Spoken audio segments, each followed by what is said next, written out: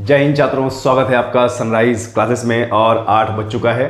जैसे कि रोजाना 8 बजे हमारी क्लासेस आती है आपके NTPC, RRB, group D, SSC, GD, Delhi police के जो जीके जीएस है, तो हमारे एमसीक्यू प्रैक्टिस सेट की सीरीज आती है। आज जो प्रैक्टिस सेट्स की सीरीज़ है बच्चों, वो प्रैक्टिस सीरीज सेट नंबर 8 है। और इससे पहले 7 सीरीज़ हमारी हो चुकी हैं, उसको ज़रूर देखना, प्लेलिस्ट बनी हुई है। और यदि आप और लेक्चर्स, मैथ, रीजनिंग के लेक्चर्स की भी तैयारी करना चाहते हैं तो वो हमारे प्लेलिस्ट में आप देख सकते हैं। वहाँ पे आपको भरपूर आपका जीके जीएस, रीजनिंग है और जीके और आपका मैथ है, इन सब के वीडियो आपके मिलेंगे। ठीक है बच्चों, आपके आगामी अभी एग्ज़ाम जो है NTPC, group D, SSC, Delhi police के एग्ज़ाम लगे हुए हैं। और हम ऐसे एमसीक्यू, सामान्य ज्ञान का यानी जीके जीएस का ऐसा एमसीक्यू लेके आए हैं जो परीक्षाओं में बार बार पूछे जाते हैं। स्टैटिक जीके की मैं बात कर रहा हूं, बार बार एग्जाम में पूछा जाता है। और स्टैटिक जीके में हमें कमांड सबसे ज़्यादा बनानी है। क्यों बनानी है? क्योंकि स्टैटिक जीके कभी भी बदलता नहीं है। करंट अफेयर तो बदलता है, लेकिन स्टैटिक जीके कभी भी बदलता नहीं है। इसलिए हमें स्टैटिक जीके में कमांड ज़्यादा रखनी है। इसीलिए मेरी कोशिश है कि रोजाना 8 बजे जीके जीएस की बेहतरीन 30 क्वेश्चंस की एमसीक्यू के जो प्रैक्टिस सेट है वो क्लास आपकी तरफ लाई जाए। ठीक है, तो चलिए बच्चों शुरू करते हैं आज की क्लास। चैनल को लाइक, शेयर, सब्सक्राइब जरूर कीजिएगा। आपके स्क्रीन पर हमारा पहला क्वेश्चन आज का क्या बोल रहा है कि निम्नलिखित में से कौन वह व्यक्ति है जिनका नाम देव नाम प्रियदर्शी भी था। ठीक है, आज की क्लास का पहला क्वेश्चन क्या बोल रहा है? निम्नलिखित में से कौन वह व्यक्ति है जिनका देव नाम प्रियदर्शी भी था। ठीक है, तो बच्चों देव नाम प्रियदर्शी एक उपाधि धारण की थी एक राजा ने, और ये एग्जाम में बहुत ज़्यादा पूछा जाता है। प्रियदर्शी भी बोल सकते हो, प्रियदर्शी भी बोल सकते हो, सम्राट भी बोल सकते हो, चक्रवर्ती भी बोल सकते हो। तो अगर मैंने इतने सारी चीज़ अगर आपको बता दी है तो अब आपको पता हो जाना चाहिए कि देव नाम प्रियदर्शी हो, चाहे सम्राट हो, चाहे आपका चक्रवर्ती सम्राट हो, तो ये जो धारण की थी उपाधि, वो धारण की थी मौर्य सम्राट अशोक ने। ठीक है, ध्यान देना। तो यहाँ पे आंसर हो जाएगा आपका सी, मौर्य सम्राट अशोक ने धारण किया था। और बच्चों मौर्य सम्राट अशोक, ठीक है, देखो सम्राट की उपाधि धारण किया था। ठीक है, इन्होंने ही कौन सा युद्ध? कलिंग का युद्ध लड़ा था। ठीक है, ध्यान देना, इन्होंने ही कलिंग का युद्ध लड़ा था। और कलिंग का युद्ध लड़ने के बाद इन्होंने बुद्ध धर्म को धारण किया। और बुद्ध धर्म को धारण करने के बाद इन्होंने अपने पूरे राज्य में गौतम बुद्ध धर्म को विस्तारित किया, इसका प्रचार किया और अपने बेटे और बेटी को दक्षिण की ओर भेजा गौतम बुद्ध के प्रचार के लिए। और बच्चों सम्राट अशोक ने ही, ठीक है, सांची का स्तूप बनवाया था। ठीक है, ध्यान देना, सांची का स्तूप किसने बनवाया था? जो भारत का सबसे बड़ा स्तूप है मध्य प्रदेश के सांची में, तो वो किसने बनवाया था? सम्राट अशोक ने ही बनवाया था। ठीक है, और देव नाम प्रियदर्शी की उपाधि सम्राट मौर्य अशोक ने धारण किया था। ठीक है, अगला क्वेश्चन करते हैं। अगला क्वेश्चन है हमारा संगमरमर पर पिएत्रा ड्यूरा या पित्रा दूरा या रंगीन पत्थर की जड़ाई जहाँ जड़ाई बिल्कुल बोल सकते हो आप, जड़ाई का काम के समय किसके काम के समय बहुत लोकप्रिय था। ठीक है, देखिए क्या बोल रहा है। और जब भी संगमरमर का नाम आए तो एक राजा का नाम आपके पास जरूर आना चाहिए। ठीक है, संगमरमर पर पित्रा ड्यूरा या रंगीन पत्थर की जड़ाई का काम किसके शासनकाल के समय बहुत लोकप्रिय था? तो यहाँ पर उत्तर क्या है? औरंगजेब, शाहजहां, अकबर या इनमें से कोई नहीं। तो बच्चों यहाँ पर आपका उत्तर हो जाएगा शाहजहां, क्योंकि आपको पता है कि शाहजहां ने ही बनवाया था क्या भैया? ताजमहल। और ताजमहल में जो पत्थर लगा था वो क्या था? संगमरमर था। पूछ लेता है एग्जाम में कि ताजमहल में लगने वाला जो संगमरमर था वो कहाँ से आया था। ठीक है, कहाँ से आया था? तो बच्चों ये आया था मकरान से। ठीक है, मकरान है, कहाँ पे है ये राजस्थान में है, मकरान डिस्ट्रिक्ट। और यहाँ पर उत्तम क्वालिटी का संगमरमर पाया जाता है। फिलहाल यहाँ का उत्तर हो जाएगा आपका सी। ठीक है, आगे बढ़ते हैं। निम्नलिखित में से किस युग में तांबे का पहली बार उपयोग किया गया है? ठीक है, निम्नलिखित में से किस युग में तांबे का पहली बार उपयोग किया गया था? पुरापाषाण युग, मध्य पाषाण युग, ताम्रपाषाण युग या नवपाषाण युग। ठीक है, तो बच्चों एक चीज तो समझ लीजिए कि जिस काल में तांबे का सर्वाधिक इस्तेमाल हुआ है उस काल को ताम्रपाषाण युग कहा जाता है। ताम्र पाषाण, तांबे से ही इसका नाम आया है। ताम्र, ताम्र का मतलब होता है तांबा, और पाषाण, पाषाण का मतलब होता है उस समय का जो समय है, ठीक है, ताम्र पाषाण युग। तो यहाँ पर उत्तर हो जाएगा ताम्र पाषाण युग में तांबे का इस्तेमाल हुआ है, ठीक है। और बच्चों आपको बता दें, जब आप इतिहास में सिंधु घाटी पढ़ते हो तो ध्यान देना, सिंधु घाटी में दो धातु का बहुत ज़्यादा इस्तेमाल हुआ है, तांबा और कांस्य, ठीक है, लेकिन तांबे से भी ज़्यादा कांस्य का इस्तेमाल हुआ है, इसीलिए सिंधु घाटी सभ्यता को कांस्य युगीन सभ्यता कहा जाता है। क्या कहा जाता है? कांस्य युगीन सभ्यता कहा जाता है, ठीक है। चलिए आगे बढ़ते हैं। अगला क्वेश्चन है आपका, निम्नलिखित में से किस स्थान पर प्रथम बौद्ध संगीति का आयोजन किया गया था, ठीक है। ध्यान देना, 483 ईसा पूर्व में, लगभग 483 ईसा पूर्व में जब गौतम बुद्ध की मृत्यु हो गई थी तो उस समय पहली बौद्ध संगीति हुई थी, मतलब एक सभा बोल सकते हो आप। तो कहाँ हुई थी? राजगीर में हुई थी, कश्मीर में, गया में, या पाटलिपुत्र में। तो बच्चों यहाँ पे आपका उत्तर हो जाएगा ए, राजगीर में। 483 ईसा पूर्व में आपको बता दें बच्चों, पहली बौद्ध संगीति हुई थी राजगीर में, ठीक है, गृह भी बोल सकते हो। आगे बढ़ते हैं। दांडी नमक यात्रा के दौरान निम्नलिखित में से किस सामाजिक कार्यकर्ता ने गांधी जी के आंदोलन को केवल पुरुषों तक सीमित न रखने के लिए राजी किया था, ठीक है। ध्यान देना बच्चों, दांडी नमक यात्रा, सबको पता है कि गांधी जी ने नमक कानून तोड़ा था, ठीक है, और खुद का नमक बनाया था। समुद्र में जाकर साबरमती से लेकर दांडी तक ये यात्रा हुई थी, साबरमती आश्रम से लेकर दांडी तक ये यात्रा हुई थी। तो इसमें यह पूछा जा रहा है कि दांडी नमक के यात्रा के दौरान निम्नलिखित में से किस सामाजिक कार्यकर्ता ने गांधी जी के आंदोलन को केवल पुरुषों तक सीमित न रखने के लिए राजी किया? तो मैडम कामा जी हैं, पंडित रामबाई है, या कमला देवी चट्टोपाध्याय है, या इनमें से कोई नहीं। तो जो भी छात्र यहाँ पर कमला देवी चट्टोपाध्याय लगा रहा है उसका आंसर बिल्कुल सही है, ठीक है। चलिए आगे बढ़ते हैं, और सभी कमेंट सेक्शन में, चैट सेक्शन में अपना क्वेश्चन नंबर डाल के उसका आंसर बताएंगे, ठीक है। तो दो ही चीजें होंगी, या तो आपका आंसर गलत होगा या तो आपका आंसर सही होगा। गलत है तो सीख मिलेगी, और सही है तो मतलब आपका जीके जीएस स्ट्रांग है। और चैनल को लाइक, शेयर, सब्सक्राइब जरूर करते रहें बच्चों, बहुत जबरदस्त क्लास चल रही है। जब ईस्ट इंडिया कंपनी की स्थापना हुई तब भारत पर निम्नलिखित में से किसका शासन था? हमारे भारत में जब ईस्ट इंडिया कंपनी यानी अंग्रेज लोग आए, ब्रिटिश इंग्लैंड के, तो हमारे भारत में किसका शासनकाल था? मुगल का, गुप्त का, मौर्य का, या शुंग का? तो बच्चों जो ब्रिटिश ईस्ट इंडिया कंपनी आई है भारत में वो 1608 में लगभग आए हैं, और 1613 में उन्होंने अपनी पहली कंपनी बनाई थी। तो 1608 के समय जब वो भारत में आए थे तो उस समय मुगल सम्राट का शासन चल रहा था, मुगल, ठीक है। और मुगल भारत में कब से चला है? 1526 में ना, और अंग्रेज लोग कब आए? 1608 में। तो उस समय मुगल शासन चल रहा था हमारे भारत में, ठीक है। चलिए, तो छठवें का आंसर हो गया ए। आगे बढ़ते हैं।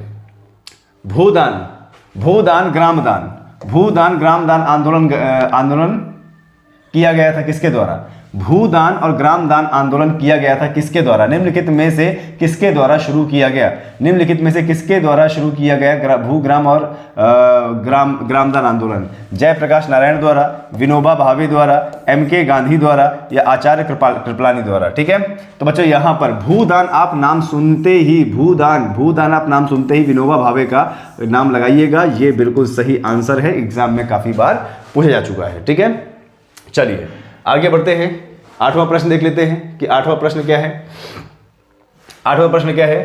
प्रसिद्ध युद्ध का नारा चलो दिल्ली किसने दिया था? प्रसिद्ध युद्ध का नारा, या फिर बोल सकते हो कि दिल्ली चलो का नारा किसने दिया था, ठीक है। भगत सिंह ने दिया था, सुभाष चंद्र बोस ने दिया था, लाला लाजपत राय ने दिया था, या चंद्रशेखर आजाद ने दिया था, ठीक है। चलिए बताइए, दिल्ली चलो का नारा किसने दिया था, ठीक है। बहुत सिंपल क्वेश्चन है, एग्जाम में बहुत अच्छे तरीके से आ सकते हैं, ठीक है। तो दिल्ली चलो का नारा दिया था सुभाष चंद्र बोस ने, ठीक है। ध्यान देना, सुभाष चंद्र बोस ने, ठीक है। और सुभाष चंद्र बोस वो भारत के पहले व्यक्ति थे जिन्होंने इंडियन मिलिट्री एकेडमी को ज्वाइन किया था उस समय, और बतौर अधिकारी बने ब्रिटिश सेना में। और सुभाष चंद्र बोस ही वो व्यक्ति हैं जिन्होंने ये नारा दिया था कि तुम मुझे खून दो, मैं तुम्हें आज़ादी दूंगा, ठीक है। चलिए आगे क्वेश्चन नंबर 9 देख लेते हैं। राष्ट्रवाद की पहली स्पष्ट अभिव्यक्ति, राष्ट्रवाद की पहली स्पष्ट अभिव्यक्ति निम्नलिखित में से किस क्रांति के साथ हुई है? राष्ट्रवाद की पहली स्पष्ट अभिव्यक्ति निम्नलिखित में से किस क्रांति के साथ हुई है? रूसी क्रांति, अमेरिका की क्रांति, या औद्योगिक क्रांति, या फ्रांसीसी क्रांति। तो बच्चों जब भी राष्ट्रवाद नाम आप देख लो तो सीधे फ्रांसीसी क्रांति को टिक लगा देना है, यहीं पर आपका आंसर बिल्कुल सही होगा।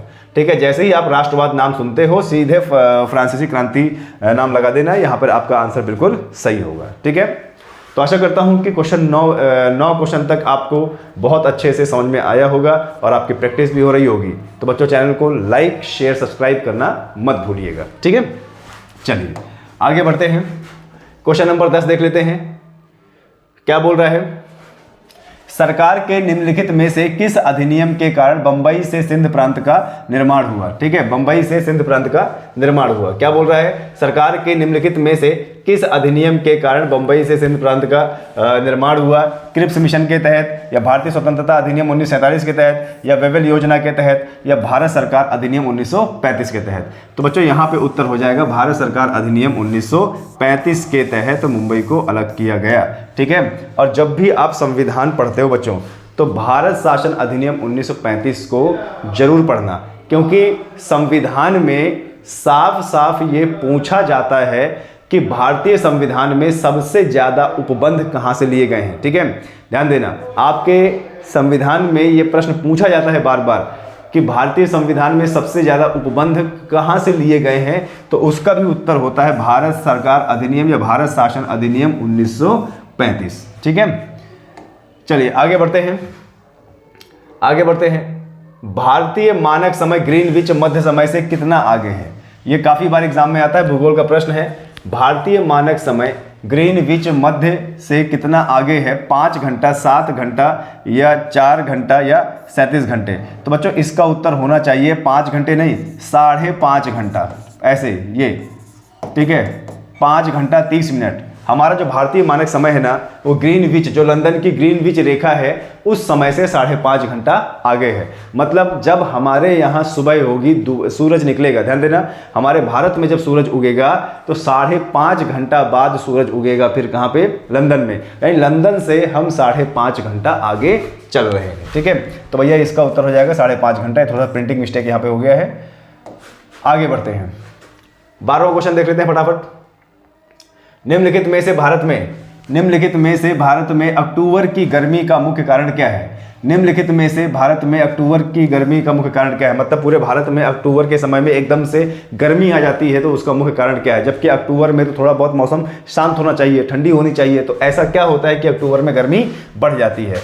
ठीक है, निम्न वेग हवाएं, या भारत में गंगा के मैदानी इलाकों में अल्प दाब तंत्र, या उच्च आर्द्रता से जुड़ा उच्च तापमान, या गर्म और शुष्क मौसम? तो बच्चों यहाँ पर सी यहाँ पे आंसर हो जाएगा। अब सी आंसर क्या है? उच्च आर्द्रता से जुड़ा उच्च तापमान। ठीक है, चलिए, तो सी यहाँ पर उत्तर हो जाएगा। एग्जाम में आए हुए प्रश्न बच्चों मैं करा रहा हूँ आपको, ध्यान देना, ये सारे के सारे क्वेश्चन किसी न किसी एग्जाम में आए हुए हैं। ठीक है, चलिए चैनल को लाइक शेयर सब्सक्राइब जरूर कीजिएगा। किसी भी विकासशील अर्थव्यवस्था के प्रारंभिक चरणों में अधिकांश गतिविधियां किस क्षेत्र से संबंधित हैं? ठीक है, किसी भी विकासशील अर्थव्यवस्था के प्रारंभिक चरणों में अधिकांश गतिविधियां किस क्षेत्र से संबंधित है? मतलब जब भी कोई देश विकासशील देश होता है, मतलब अपने आप को विकसित कर रहा है, तो उस देश की अर्थव्यवस्था में किस क्षेत्र में सबसे ज्यादा गतिविधियां होती हैं? ठीक है, तृतीय क्षेत्र, प्राथमिक क्षेत्र, द्वितीय क्षेत्र और सूचना प्रौद्योगिकी क्षेत्र। तो बच्चों यहाँ पे आपका उत्तर हो जाएगा प्राथमिक, बी आंसर हो जाएगा यहाँ पे बी। ठीक है, ये सी है, बी आंसर हो जाएगा। प्राथमिक क्षेत्र में सबसे ज़्यादा गतिविधियां होती हैं। अब प्राथमिक क्षेत्र को बच्चों कहते हैं कृषि क्षेत्र, और कृषि क्षेत्र में सबसे ज़्यादा लोग लीन होते हैं जब भी कोई देश विकासशील हो रहा होता है। जैसे भारत क्या है? भारत की अर्थव्यवस्था कैसी है? विकासशील है ना? तो भारत में क्या है? भारत में सब लोग, आधे से ज़्यादा जनता किस में जुड़ी है? कृषि में, और कृषि किस में आता है? प्राथमिक क्षेत्र में, है ना? ठीक है, चलिए बहुत अच्छे, आगे बढ़ते हैं बच्चों, आगे बढ़ते हैं और अगला देख लेते हैं क्या बोल रहा है। निम्नलिखित में से कौन सा हरित क्रांति की रणनीति का हिस्सा था? निम्नलिखित में से कौन सा हरित क्रांति की रणनीति का हिस्सा था? सिंचाई, रासायनिक उर्वरक और कीटनाशी, ठीक है, कीटनाशी और उच्च उपज देने वाली किस्मों के बीज, या यह सभी? तो भैया ये सभी बिल्कुल सही आंसर है, ऑप्शन नंबर डी हो जाएगा, ये सभी, उपरोक्त सभी। आगे बढ़ते हैं, क्वेश्चन नंबर 15 देख लेते हैं। निम्नलिखित में से किस नदी को बिहार का शोक कहा जाता है? बार बार बता चुका हूं और पिछले सेशन में भी बताया था। निम्नलिखित में से किस नदी को बिहार का शोक कहा जाता है? तो घाघरा है, हुगली है, दामोदर है या कोसी है? तो बिहार का शोक जब भी आएगा तो बच्चों आंसर हो जाएगा डी, कोसी नदी को बिहार का शोक कहा जाता है। और कोसी नदी को बार बार मार्ग बदलने वाली नदी भी कहा जाता है। कोसी नदी को बच्चों बार बार मार्ग बदलने वाली नदी भी कहा जाता है, ठीक है। अच्छा, ये जो दामोदर है ना, दामोदर, इसको बंगाल का शोक कहते हैं। किसका? बंगाल का शोक, ठीक है, ये ध्यान देना। दामोदर नदी को बंगाल का शोक कहते हैं और कोसी नदी को बिहार का शोक कहते हैं, ठीक है। चलिए आगे बढ़ते हैं, क्वेश्चन नंबर 16 देख लीजिए, क्या बोल रहा है? भारत की पंचवर्षीय योजनाओं को अंतिम स्वीकृति निम्नलिखित में से किसके द्वारा दी गई थी? भारत की पंचवर्षीय योजनाओं को अंतिम स्वीकृति निम्नलिखित में से किसके द्वारा दी गई थी? राष्ट्रीय विकास परिषद, भारत के उपराष्ट्रपति, वित्त सचिव या वित्त मंत्रालय? तो भैया यहां पर उत्तर हो जाएगा राष्ट्रीय विकास परिषद द्वारा अंतिम मंजूरी दी गई थी भारत की पंचवर्षीय योजनाओं को, ठीक है। ऑप्शन नंबर ए आपका बिल्कुल सही होगा, ठीक है। आगे बढ़ते हैं, भारत की संघ कार्यकारिणी में निम्नलिखित में से कौन शामिल नहीं है? भारत की संघ कार्यकारिणी में निम्नलिखित में से कौन शामिल नहीं है? प्रधानमंत्री, राष्ट्रपति, उपराष्ट्रपति या राज्यों के मुख्यमंत्री? ठीक है, क्या बोल रहा है? भारत की संघ कार्यकारिणी में निम्नलिखित में से कौन शामिल नहीं है? प्रधानमंत्री, राष्ट्रपति, उपराष्ट्रपति या राज्यों के मुख्यमंत्री? तो बच्चों यहां पर जब भारत नाम आ गया ना और संघ नाम आ गया तो मतलब केंद्र की सरकार, और केंद्र की सरकार में बच्चों राज्यों के मुख्यमंत्री शामिल नहीं होते, तो यहां पे ऑप्शन हो जाएगा डी, ठीक है। केंद्र की सरकार में राज्यों के मुख्यमंत्री शामिल नहीं होते, तो यहां पर आपका उत्तर हो जाएगा डी, क्योंकि संघ की बात कर रहा है ना। चलिए बहुत बढ़िया, आगे बढ़ते हैं। अगला प्रश्न है, निम्नलिखित में से कौन एक वाणिज्यिक बैंक नहीं है? निम्नलिखित में से कौन एक वाणिज्यिक बैंक नहीं है? आईसीआईसीआई बैंक या एचएसबीसी बैंक या भारतीय स्टेट बैंक या सिडबी बैंक? तो बच्चों सिडबी, ठीक है, सिडबी बैंक, ध्यान देना, सिडबी बैंक वाणिज्यिक बैंक में शामिल नहीं है, आंसर हो जाएगा डी। और कमेंट सेक्शन में बताओ बच्चों कि सिडबी का फुल फॉर्म क्या होता है और सिडबी का मुख्यालय कहां है, ठीक है, कमेंट सेक्शन में मुझे बताइए। आगे बढ़ते हैं, क्वेश्चन नंबर क्या है जरा देखिए, 19 है। निम्नलिखित में से कौन सा सार्वजनिक क्षेत्र का उपक्रम संसद के तहत एक विशेष कानून पारित करके स्थापित किया गया है? निम्नलिखित में से कौन सा सार्वजनिक क्षेत्र का उपक्रम संसद के तहत एक विशेष कानून पारित करके किया गया है? एकल स्वामित्व, वैधानिक निगम या विभागीय उपक्रम या इनमें से कोई नहीं, ठीक है। तो बच्चों यहाँ पे हो जाएगा आपका वैधानिक निगम, ठीक है, ऑप्शन नंबर सी बिल्कुल सही आंसर होगा, ठीक है। चलिए आगे बढ़ते हैं बच्चों, आगे क्वेश्चन देख लेते हैं। निमोनिया मानव शरीर के निम्नलिखित में से किस अंग को प्रभावित करता है?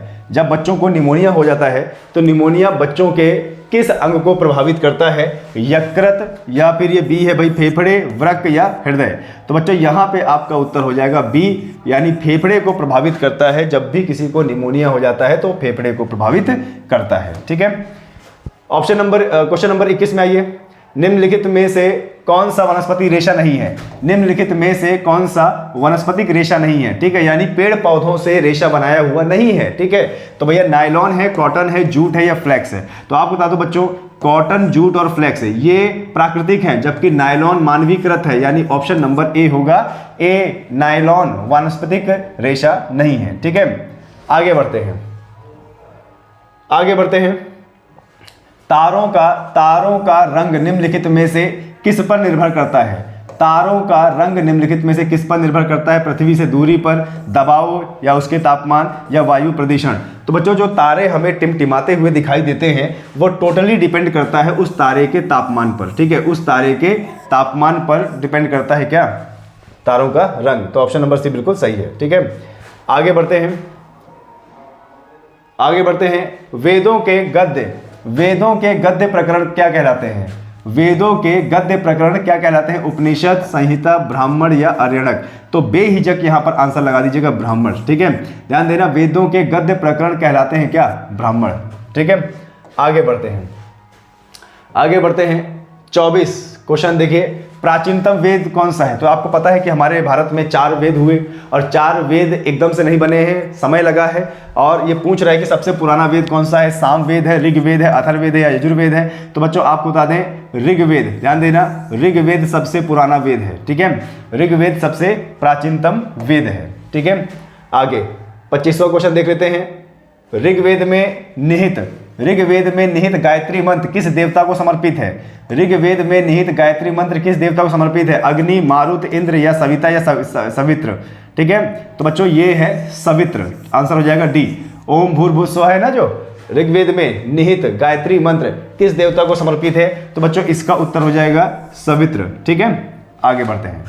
क्वेश्चन नंबर 26 देख लेते हैं, क्या है? महाभारत का युद्ध है जो कुरुक्षेत्र में हुआ था, कितने दिन तक चला था? ठीक है, देखो आपको पता ही है कि महाभारत में पूरा महाभारत के युद्ध का वर्णन है ना? तो ये बोल रहा है कि महाभारत में वर्णित जो कुरुक्षेत्र की लड़ाई थी वह कितने दिन चला? वो चला कितना? 16, 18, 20 या 24। ठीक है, 16, 18, 20 या 24। ठीक है, तो बच्चों यहाँ पे आपका उत्तर हो जाएगा 18 दिन। यहाँ पे आपका उत्तर क्या हो जाएगा? 18 दिन चला। ठीक है, आगे बढ़ते हैं, आगे बढ़ते हैं। 27वां क्वेश्चन देख लीजिए, किस वैदिक ग्रंथ में वर्ण शब्द का सर्वप्रथम नामोल्लेख है? ठीक है, मतलब हमारा जो 4 वेद हैं, 4 वेद में सबसे पहले वर्ण शब्द का प्रयोग किस में हुआ है? तो बच्चों यहाँ पर उत्तर हो जाएगा आपका ऋग्वेद में सबसे पहले वर्ण शब्द का इस्तेमाल हुआ है। ठीक है, आगे बढ़ते हैं। 28वां प्रश्न देख लीजिए, क्या बोल रहा है? आरंभिक वैदिक साहित्य में सर्वाधिक वर्णित नदी कौन सी है?